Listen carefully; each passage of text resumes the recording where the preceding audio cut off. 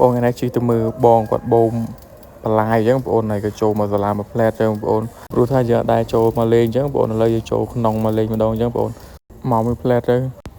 មកបងប្អូនគ្នាមកមើលបងប្រុសម្នាក់គាត់ចាប់ត្រី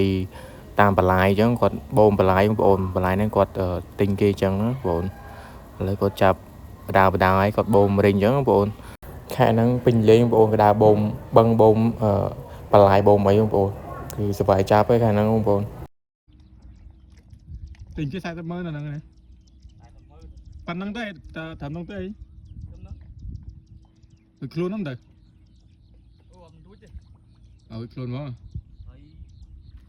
ថោកយើងលក់ថ្ងៃថោកទៀតយើងលក់បានថ្លៃទេយើងបានរួមខ្លួនដល់យើងលក់ថោកវាសើមានត្រីធំដែរអញ្ចឹងទៅ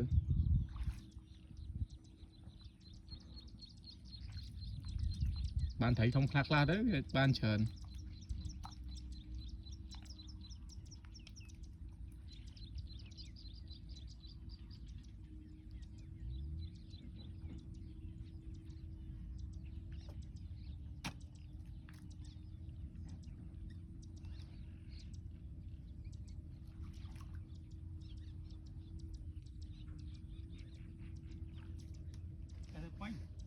ទៅពេញ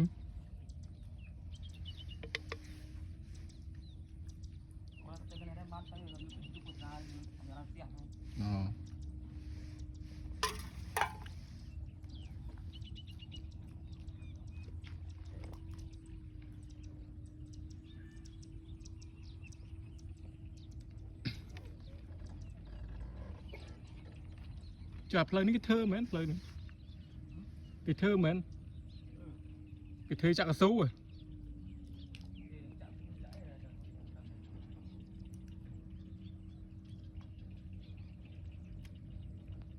ឃើញគេបរិចផ្លូវនេះផ្លូវប៉ុណ្ណាណី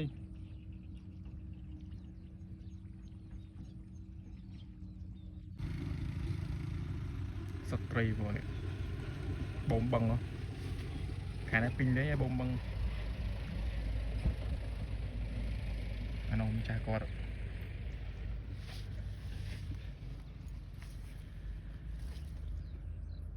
ចុះតែកញ្ចុះអាឡងោក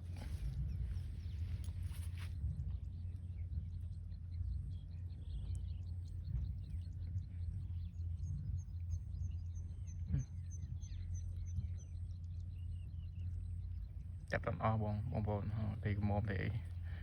ច្រើនដែរគាត់ថាអត់ស្អីមានត្រីធំដែរនេះ